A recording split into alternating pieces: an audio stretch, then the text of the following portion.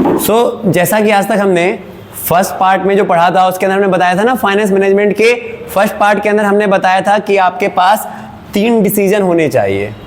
3 decision होने चाहिए ना। एक फाइनेंस मैनेजमेंट के अंदर, वित्त प्रबंधन के अंदर हम 3 निर्णय की बात करते हैं।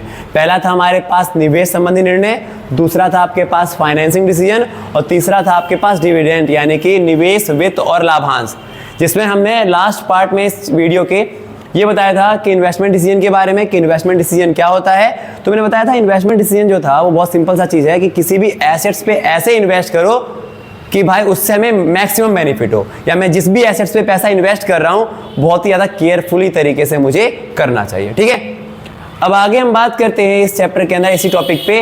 वो है हमारे पास क्या, इंपॉर्टेंस और स्कोप ऑफ। अच्छा, एक और चीज़ था कि इन्वेस्टमेंट डिसीजन को हम कैपिटल बजटिंग भी कहते हैं। इन्वेस्टमेंट डिसीजन को हम कैपिटल बजटिंग भी कहते हैं या फिर इन्वेस्टमेंट डिसीजन भी कहते हैं। तो वही हमारे पास कि इन्वेस्टमेंट डिसीजन या फिर कैपिटल बजटिंग के क्या क्या इंपॉर्टेंस हैं। ठीक है, तो इन्वेस्टमेंट डिसीजन या फिर बजटिंग डिसीजन के क्या क्या इंपॉर्टेंस है, तो ये हैं आपके 4 डिसीजन इसके। देखो समझना, यानी इस क्वेश्चन को आप ऐसे समझ सकते हो कि हमारे लिए क्यों जरूरी है एक बेहतर इन्वेस्टमेंट डिसीजन करना। तो इसके 4 इंपॉर्टेंस है। पहला अगर हम बात करें तो पहला होता है लॉन्ग टर्म ग्रोथ के लिए, यानी कि दीर्घकालीन विकास के लिए।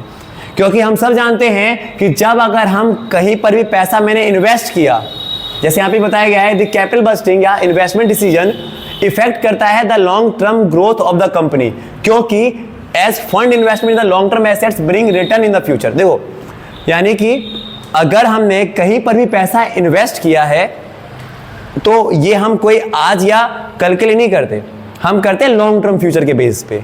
अतः यानी अगर हमने कोई भी पैसा अपने एसेट्स पे या किसी भी चीज़ पे इन्वेस्ट किया तो सबसे पहला चीज़ जो होता है जो हमें दिमाग में रखना चाहिए वो ये रखना चाहिए कि भाई लॉन्ग टर्म बेनिफिट के लिए हो। सर, यानी ये चीज़ कह रहा है हमारे पास कि जब भी हम कोई भी इन्वेस्टमेंट डिसीजन करें तो हमें सबसे पहली बात ये सोचनी चाहिए कि भाई वो डिसीजन इस प्रकार से हो ताकि वो कंपनी को क्या करे, लॉन्ग टर्म ग्रोथ दे। समझाया चीज? मतलब ये जो क्वेश्चन है ना, आप इस क्वेश्चन को इस तरह समझना कि अच्छा या बेहतर इन्वेस्टमेंट डिसीजन करना क्यों जरूरी है, या बेहतर इन्वेस्टमेंट डिसीजन करना क्यों इंपॉर्टेंट है। तो बेहतर इन्वेस्टमेंट डिसीजन करना हमारे लिए या बेहतर निवेश निर्णय करना इसलिए जरूरी हो जाता है क्योंकि ये कंपनी के लॉन्ग टर्म ग्रोथ को इफेक्ट करता है। समझ में आ गया? यानी अगर कंपनी ने कहीं ऐसी जगह पैसा खर्च कर दिया जहां पर पैसे लग तो गए बट डूब गए, तो उससे कंपनी का विकास नहीं होगा। सही? क्योंकि इन्वेस्टमेंट का मतलब यही है कि आने वाली अपॉर्चुनिटी को समझकर उस पर पैसा इन्वेस्ट करना ताकि कंपनी का विकास हो। दूसरा होता है हमारे पास, कहते हैं क्या कि बेहतर इन्वेस्टमेंट निर्णय, यानी कि एक अच्छा निवेश डिसीजन या इन्वेस्टमेंट डिसीजन करना इसलिए भी जरूरी हो जाता है क्योंकि भाई कंपनी का एक मोटा पैसा या लार्ज अमाउंट ऑफ फंड इसके अंदर शामिल है। मान के चलो हमने इन्वेस्टमेंट डिसीजन पे ज़्यादा फोकस नहीं किया और हमने किसी ने कहा और हमने उस पर पैसे लगा दिए, तो ये दिक्कत हो जाएगी कंपनी को कल को। क्यों? क्योंकि कंपनी का एक बहुत बड़ा हिस्सा जो है अमाउंट पैसे का या प्रॉफिट का वो वहाँ चला गया है, वो पैक हो गया है। समझ गए? यानी दो इंपॉर्टेंस हो गए जो टॉपिक है आपका कि क्यों हमें या क्यों इन्वेस्टमेंट डिसीजन जो है वो सही होना चाहिए या बेहतर इन्वेस्टमेंट डिसीजन होना क्यों जरूरी है। तो इसके पीछे हमने 2 इंपॉर्टेंस पढ़ लिए। पहला, क्योंकि बेहतर इन्वेस्टमेंट डिसीजन से कंपनी का लॉन्ग टर्म ग्रोथ निर्भर करता है, और दूसरा बेहतर इन्वेस्टमेंट डिसीजन इसलिए भी जरूरी है क्योंकि इस पे कंपनी ने कहीं पर भी पैसा इन्वेस्ट किया ना तो उस पे कंपनी का ज्यादा मात्रा में कोस्ट लगा हुआ है, यानी कि लार्ज अमाउंट ऑफ फंड उसमें शामिल है। ठीक है? तीसरा है हमारे पास क्या, रिस्क इन्वॉल्व है इसके अंदर, कि कहते हैं क्या कि भाई हमें एक अच्छा इन्वेस्टमेंट डिसीजन करना इसलिए भी जरूरी है, इसलिए भी इंपॉर्टेंट है क्योंकि भाई इन्वेस्टमेंट के दौरान क्या शामिल होता है, रिस्क। अगर हमने बिना सोचे समझे, कह रहा है जैसा कि वही था ना, मैंने कहा ना कि इन्वेस्टमेंट के दौरान क्या हो रहा है कि हम ज्यादा मात्रा में क्या कर रहे हैं, पैसा कहीं पर लगा दे रहे हैं। तो अगर मैंने ज्यादा मात्रा में कहीं पर पैसा लगा दिया तो वहां पर रिस्क भी उतना है। तो इसलिए कहीं ऐसा ना हो कि मैंने पैसे तो लगा दिए और मेरे पैसे ब्लॉक हो गए, अब कल को उससे कुछ बेनिफिट ना निकले।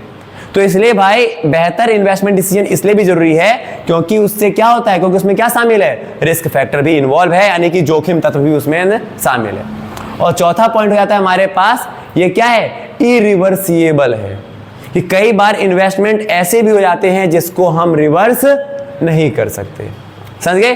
जैसे कि मान के चलो कहीं जुए पे पैसे लगा देना, ठीक है, कोई नया चीज़ आया मार्केट में, वहाँ पे पैसे लगा दिए, अब लग तो गए, अब पैसे आएंगे नहीं वापस, तो समझ गए। तो ये चीज़ है हमारे पास, ये जो क्वेश्चन था हमारे पास कि एक बेहतर इन्वेस्टमेंट डिसीजन का क्या इंपॉर्टेंस है।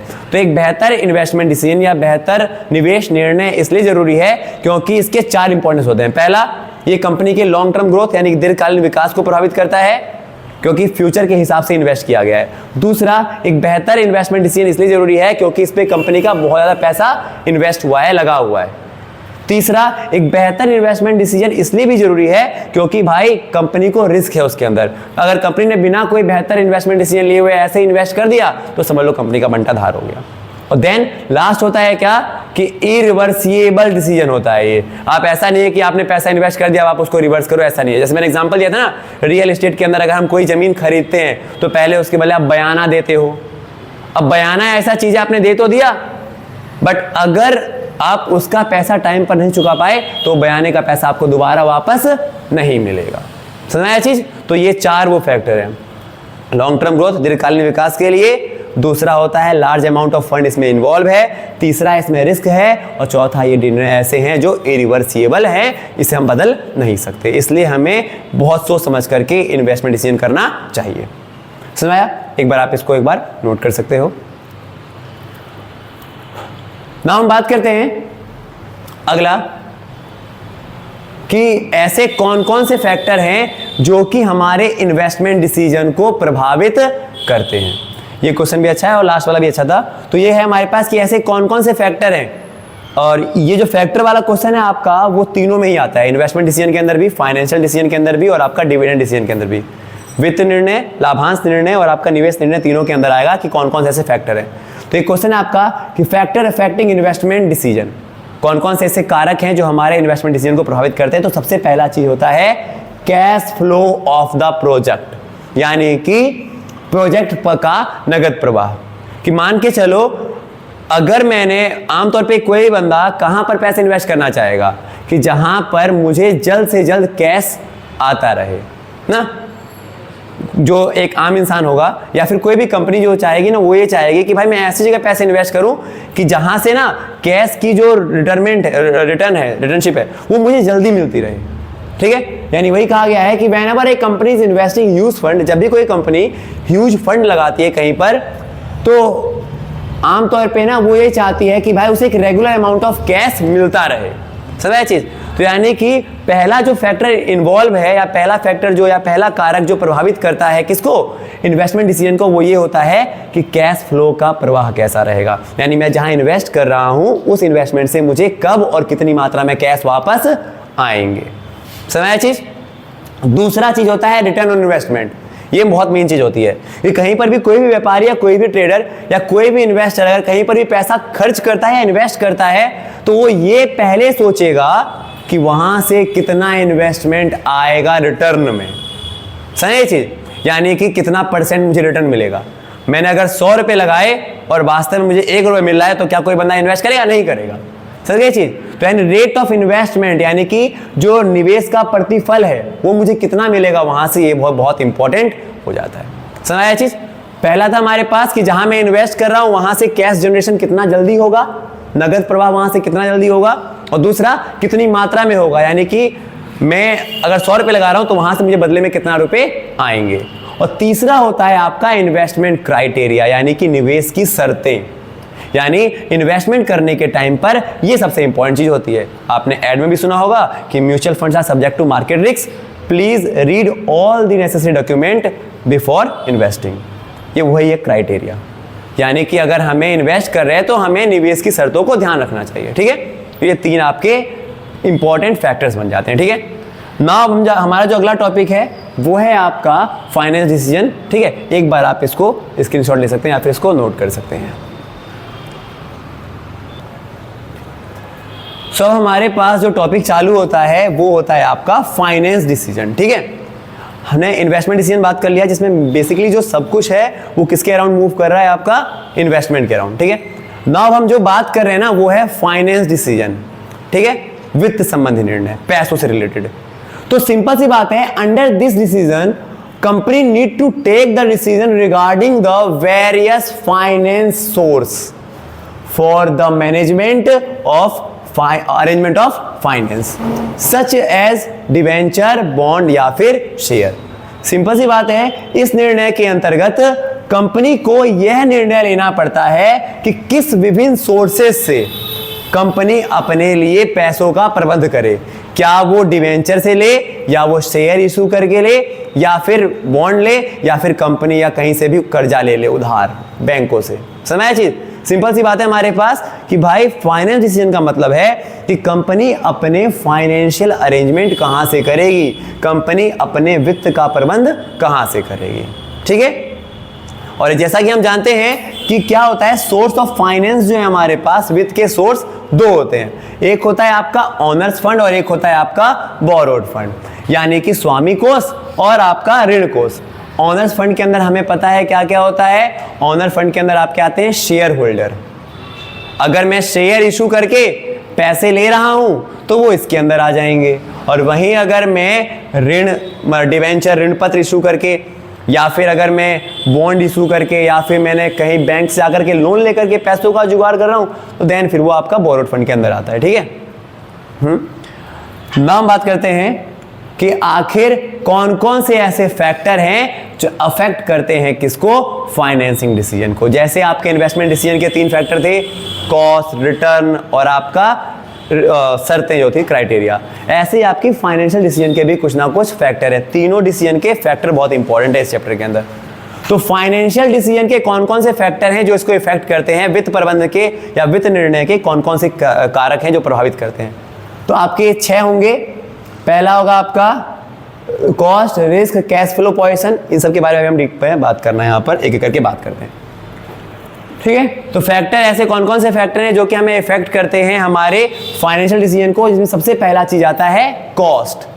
The cost of raising finance from various source is different and the finance manager always prefer the source with minimum cost. जब भी हम फाइनेंस डिसीजन की बात करते हैं, वित्त निर्णय की बात करते हैं, या हम ये सोचते हैं कि भाई मुझे कहाँ से पैसे लाने चाहिए, तो उसमें सबसे पहला चीज जो हमारे दिमाग में आना चाहिए वो ये आना चाहिए कि भाई मैं उस जगह से पैसे लेकर आऊंगा जहां पर मेरा कॉस्ट कम आए। समझ गए? मतलब जैसे कि मान के चलो, अगर मुझे शेयर इशू करने पर ज्यादा खर्चा आ रहा है तो मैं वो शेयर इशू नहीं करूंगा, मैं इशू करूंगा डिवेंचर।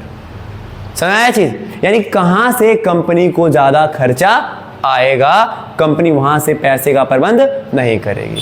समझ चीज, तो कहीं से भी पैसे जुगाड़ करने से पहले हमें सोचना चाहिए खर्चा कहां से ज्यादा आएगा। ठीक है, लागत कहां से ज्यादा आएगी। दूसरा होता है रिस्क। कंपनी जब भी कहीं से पैसा लेकर आए या फाइनेंस डिसीजन करती है या फाइनेंस सोर्स को चुनती है फाइनेंस अरेंजमेंट करने के लिए, तो वो ये सोचती है भाई कि कंपनी को ज्यादा रिस्क कहां पर हो। ये कंपनी के पॉइंट ऑफ व्यू सोचना है आपको, इन्वेस्टमेंट के पॉइंट ऑफ व्यू से नहीं। देखो, more risk is associate with borrowed fund. ज्यादा रिस्क कहां पर है, बोरोड फंड में है ना, कि कल को भाई कंपनी डूब जाए पर पहले पैसे उनको देना पड़ेगा। ये हमें कंपनी के पॉइंट ऑफ व्यू सोचना है या मालिक के पॉइंट ऑफ व्यू सोचना है। ठीक है, कि मालिक के साथ क्या सोचेगा कि भाई बोरोड फंड लेकर नहीं आएंगे क्योंकि भाई उसमें ज्यादा रिस्क है, कि कल को कंपनी अगर डूब गई तो पहले उनको पैसे पे करने पड़ेंगे, फिर हमें मिलेगा डिविडेंड। सही है चीज। तो यानी कि कंपनी आमतौर पर प्रेफर करती है, रिस्क एक बहुत बड़ा फैक्टर होता है। अगर कंपनी चाहती है रिस्क बेयर करना तो कंपनी बोरोड फंड यानी कि ऋण पत्र या डिवेंचर इशू करके पैसे ले लेगी। बट अगर कंपनी चाहती है लेस रिस्क तो अब तो फिर वो शेयर ही इशू करेगी। ठीक है, समझ आया। तीसरा होता है हमारे पास cash flow position. The cash flow position of the company. Company का ये यहाँ पे कैश फ्लो पोजीशन मतलब है कि कंपनी में कैश का फ्लो कैसा है। हम जैसा कि हम सब जानते हैं क्या, the cash flow position of the company also help in selecting the securities with smooth and steady cash flow company can easily afford. अगर कंपनी के पास कैश डेली आता जाता रहता है फिर तो कंपनी क्या कर सकती है, बोरोड फंड ले सकती है ना, ऋण पत्र या डिवेंचर इशू करके, क्योंकि डिवेंचर वालों को क्या करना है, पैसे देने पड़ेंगे, ब्याज देने पड़ेंगे। एक पल को आप डिविडेंड वालों को रोक सकते हो कि भैया अगले महीने मुझसे ले लियो। ठीक है, बट डिवेंचर होल्डर को तो चाहे आपको लॉस हो चाहे कुछ भी, आपको पैसे तो पे करने पड़ेंगे, और लॉस के केस में अगर आपके पास नहीं हुआ पैसा तो आप अपना पर्सनल प्रॉपर्टी बेच कर दोगे उनको पैसे। तो इसलिए कैश फ्लो पोजीशन यानी कि आपका नगद प्रवाह स्थिति बहुत मायने रखता है। यानी कि अगर कंपनी जो है वो ये सोच के चलती है कि हाँ भाई मेरे पास तो कैश का डेली फ्लो इनफ्लो होता रहता है, नगद प्रवाह मेरे पास बहुत है, फिर तो क्या करेगी कंपनी, कहेगी ठीक है भाई बोरोड फंड से पैसे उठा लो। हाँ, बट अगर कैश फ्लो का पोजीशन बहुत दिक्कत है, कंपनी के हाथ में कैश की तंगी होती है ना, तो कंपनी उस समय बोरोड फंड को प्रीफर नहीं करेगी। चौथा पॉइंट होता है कंट्रोल कोऑर्डिनेशन, यानी कि आपका नियंत्रण समन्वय, कंट्रोल कंसिडरेशन। देखो, यानी कि नियंत्रण समन्वय, इसमें मतलब होता क्या हमारे पास, देखो कंपनी के अंदर ना पहले से ही शेयर होल्डर होते हैं, हाँ, और वो चाहते हैं ना कि भाई और ज्यादा शेयर इशू करने से क्या होगा, कंपनी के अंदर मैनेजमेंट में पार्टिसिपेशन क्या हो जाएगा, ज्यादा बढ़ जाएगा। समझ लो, अगर मान के चलो कंपनी के अंदर पहले से शेयर होल्डर हैं और उनको ये लगता है कि अगर कंपनी ने और ज्यादा शेयर इशू किए ना तो और ज्यादा शेयर होल्डर हो जाएंगे, यानी कहीं ना कहीं मैनेजमेंट में ज्यादा इंटरफेयर होगा। मैनेजमेंट में इंटरफेयर होने का मतलब क्या है, कंपनी के कंट्रोलिंग पावर भी बढ़ जाएगी। ऐसे में आमतौर पे कंपनी क्या चाहती है कि भाई कल को ऐसा विवाद ना हो जाए कंपनी के अंदर, तो कंपनी क्या प्रेफर करेगी कि चलो भाई बोरोड फंड उठा लेते हैं। समझा भाई ये चीज? हाँ, एक बार मैं फिर बताता हूं स्टार्टिंग के 4।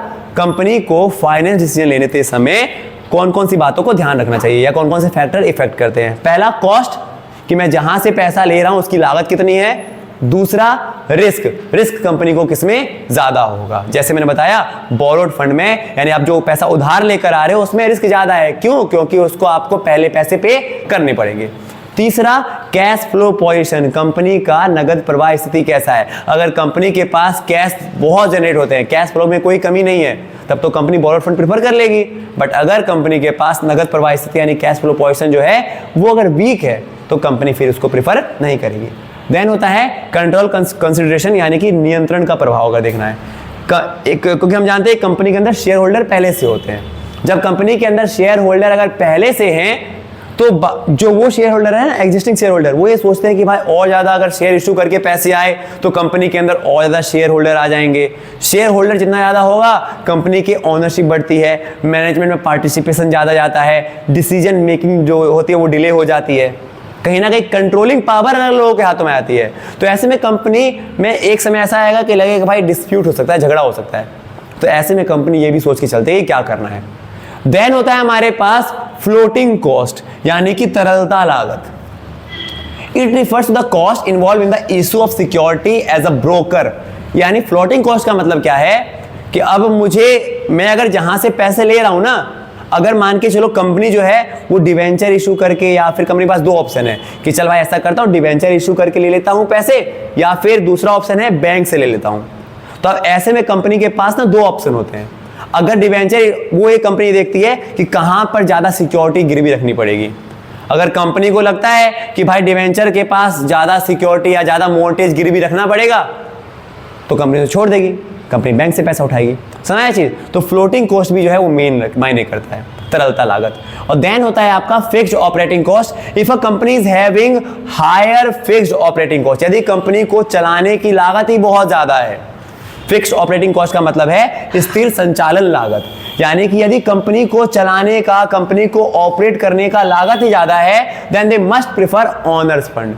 क्योंकि कंपनी में पैसा ज्यादा यूज हो रहा है, इसका मतलब है कि ऑपरेटिंग कॉस्ट का मतलब है कि कंपनी के अंदर ना जो प्रॉफिट होता है उसका ज्यादा हिस्सा कहां लग रहा है, कंपनी के अंदर ही लग रहा है। तब तो कंपनी बाहर वाले लोगों से उधार नहीं मांगेगी, क्योंकि उनको तो टाइम टू टाइम पैसे देने पड़ेंगे। ये सेम वैसे हो गया ऐसे कैश फ्लो पोजीशन की बात हो रही थी, ठीक है। तो ऐसे में कंपनी प्रेफर करेगी शेयर होल्डर को, ठीक है। तो कुल मिला के ये 6 फैक्टर हैं जो इफेक्ट करते हैं लागत, जहां से मैं जिस सोर्स से पैसा चुन रहा हूं वहां की लागत कितनी है, कॉस्ट कितना है, रिस्क किसमें ज्यादा है। तीसरा हो जाता है हमारे पास कैश फ्लो पोजीशन की, कंपनी की कैश फ्लो पोजीशन क्या है, कंपनी के पास नगद कितना है पैसा। चौथा कंट्रोलिंग पावर है कि कंपनी अगर चाहती है कि कंट्रोलिंग पावर कम हो, मैनेजमेंट की पावर कम हो या मैनेजमेंट पावर शिफ्ट ना हो, तो ऐसे में वो शेयर होल्डर फंड या ओनर्स फंड को ना प्रेफर करेगी, बल्कि इसको करेगी बोरोड फंड को, डिवेंचर को। देन फ्लोटिंग कॉस्ट का मतलब है गिरवी रखने की लागत। अगर मैं कोई भी कर्जा ले रहा हूं तो उस कर्जे के ऊपर मुझे कितना गिरवी रखना पड़ेगा सामान, तो अगर ये कहीं से ज्यादा है तो उसको नहीं लेगी, दूसरे में कम है तो वहां से ले लेगी। और देन होता है हमारे पास फिक्स्ड ऑपरेटिंग कॉस्ट, यानी कि स्थिर संचालन लागत। यदि कंपनी को लगता है कि भाई मेरा ज्यादातर पैसा कंपनी को ऑपरेट करने में चला जाता है, देन वो बाहर वालों से पैसा नहीं लेगी, क्योंकि यदि उसने बाहर वालों से पैसा लिया तो एक फिक्स बर्डन कंपनी के ऊपर पड़ जाता है, इसलिए कंपनी उसको नहीं लेकर के कंपनी क्या प्रेफर करेगी, शेयर होल्डर को। समझ में आया?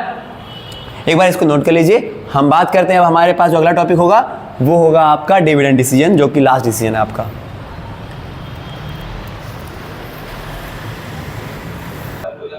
ठीक।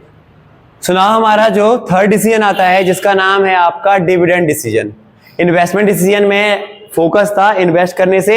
सेकेंड था आपके पास फाइनेंस डिसीजन, जिसमें हम ये फैसला करते हैं कि आखिर हमें पैसों का जुगाड़ कहां से करना है। नाउ देन लास्ट होता है हमारे पास डिविडेंड डिसीजन, जिसमें लाभांश निर्णय। अब देखो इसमें है क्या, this decision is related with distribution of surplus fund, यानी कि अब कंपनी में जो पैसे हैं, प्रॉफिट है या प्रॉफिट के अतिरिक्त जो कुछ पैसा है, उसको किस प्रकार से बांटा जाए। कह रहा है क्या, the profit of the firm is distributed among various parties. जैसा कि हम सब जानते हैं कि कंपनी का जो प्रॉफिट होता है उसे अलग अलग लोगों में बांटा जाता है। फॉर एग्जाम्पल क्रेडिटर्स में, जो आपके कर्जदार है कंपनी के, एम्प्लॉयज में, शेयर होल्डर में या डिवेंचर होल्डर में। ठीक है, तो यानी कि सिंपल सी बात है, निर्णय यह तय किया जाता है कि लाभ तथा अधिक आय को किस प्रकार से कंपनी के हितैषी या कंपनी के यूजर्स में बांटा जाए। ऐसे बांटे कि लाभ भी हो और यूजर्स भी नाराज ना हो। ठीक है, नाउ हम बात करेंगे, सेम वही टॉपिक है इसका कि factor of effecting dividend decision.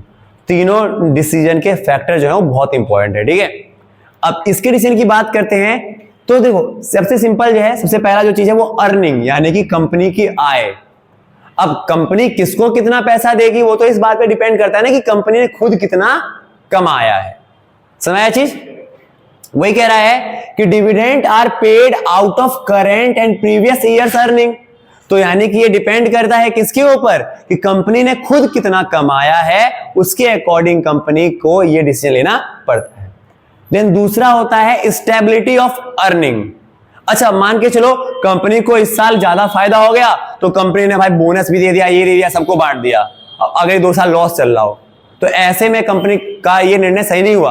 यानी कंपनी को ये देखना चाहिए कि कंपनी का इनकम या अर्निंग कितनी हो रही है और प्लस में उस अर्निंग में स्टेबिलिटी कितनी है। अगर कंपनी को लगता है कि भाई 5-6 साल से मेरा इतना प्रॉफिट हो रहा है, तब तो हाँ भाई वो खुद दिल खोल के लुटा सकता है।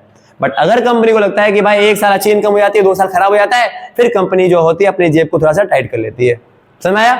देन तीसरा होता है वही कैश फ्लो पोजीशन।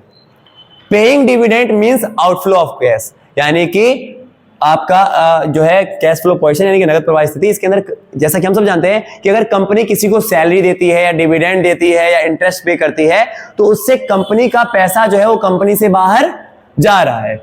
ऐसे में कंपनी जो है, अगर कंपनी के पास कैश रहता है, कंपनी के पास ठीक ठाक कैश रहता है तो कंपनी क्या कर सकती है कि हाँ भाई higher amount of dividend declare कर देगी। बट अगर कंपनी के पास कैश का इशू है, कैश की तंगी है, दैट टाइम कंपनी जो है वो हायर अमाउंट ऑफ डिविडेंड या इंटरेस्ट पे करने में हिचकिचाएगी, बोनस देने में। समझा चीज। फोर्थ होता है ग्रोथ अपॉर्चुनिटी, आप वृद्धि के अवसर या वृद्धि की संभावना। If a company has a number of investment plan, अगर कंपनी को लगता है कि भाई आने वाले फ्यूचर में मुझे कई जगह पे पैसे इन्वेस्ट करने हैं, तो क्या उसमें कंपनी दिल खोल के पैसे लुटाएगी? नहीं, कंपनी कहेगी कि भाई आने वाले फ्यूचर में हमारे पास अपॉर्चुनिटी आने वाली है तो हम पैसे बचा लेते हैं हम आने वाले समय के लिए।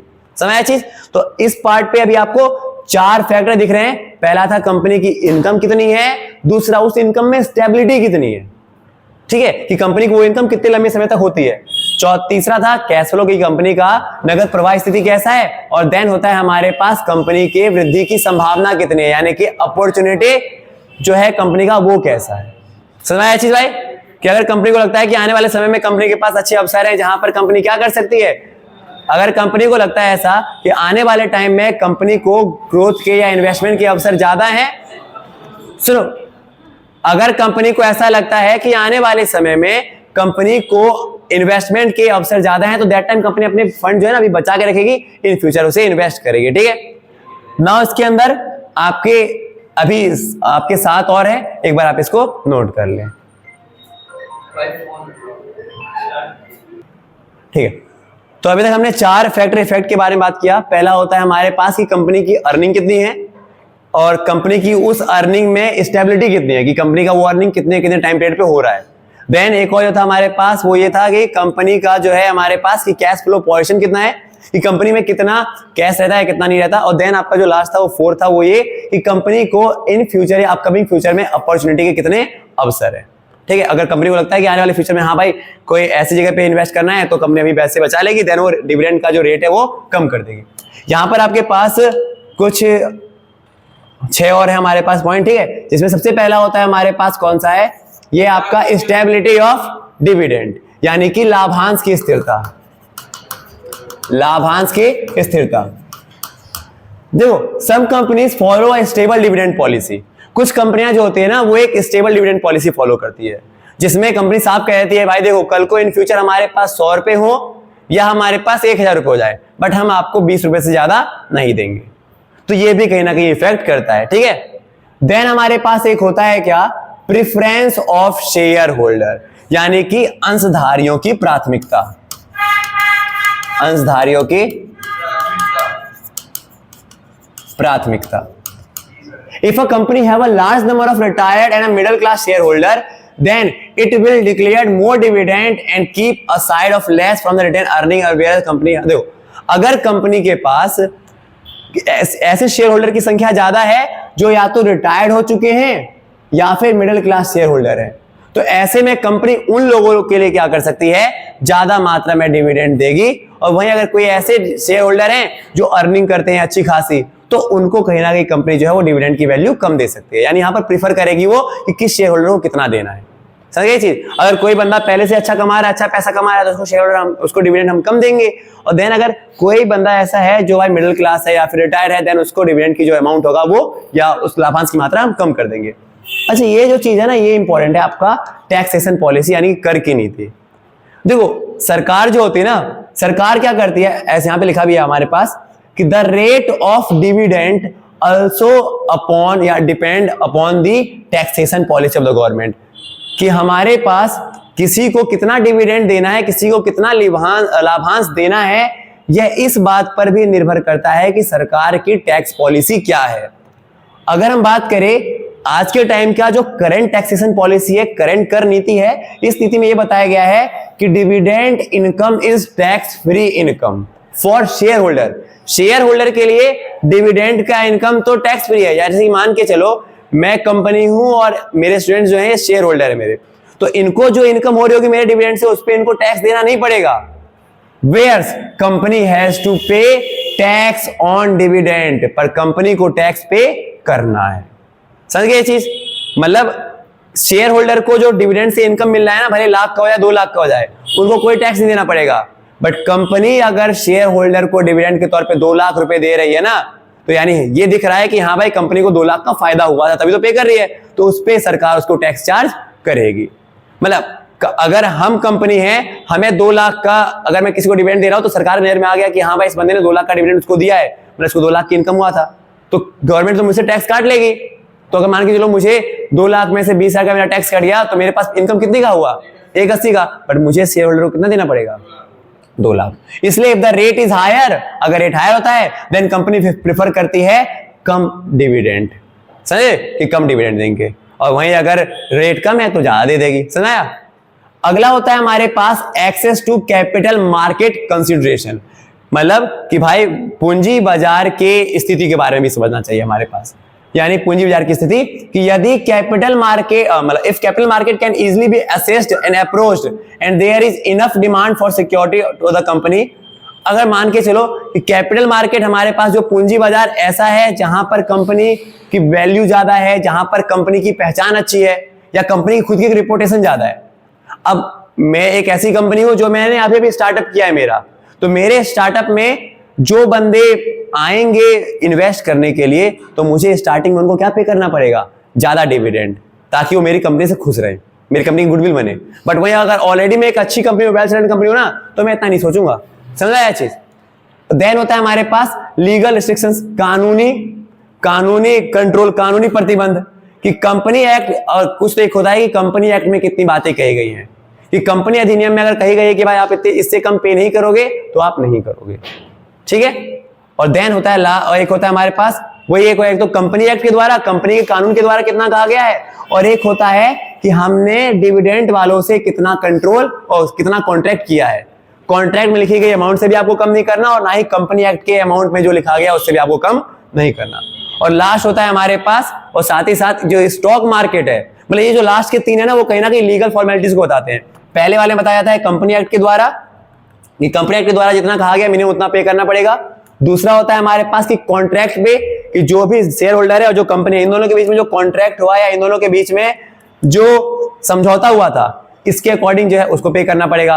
और देन है आपके पास स्टॉक मार्केट। कभी कभी जो स्टॉक मार्केट है या फिर हमारे इंडिया में बात करें SEBI, stock exchange board of India, ये कितना कर रही है या ये कितना कंट्रोल कर रही है, इस पे भी डिपेंड करता है। तो कुल मिला के आपके ये 11 पार्ट ऐसे थे जो ऐसे फैक्टर हैं जो इफेक्ट करते हैं कंपनी के फाइनेंशियल डिसीजन को। ठीक है, तो आज के लिए ये वीडियो इतना ही हुआ। नेक्स्ट वीडियो में हम बात करेंगे इसके आगे के टॉपिक्स के बारे में। तब तक के लिए कर लो जो अच्छा है आपको, लाइक नहीं करवाना।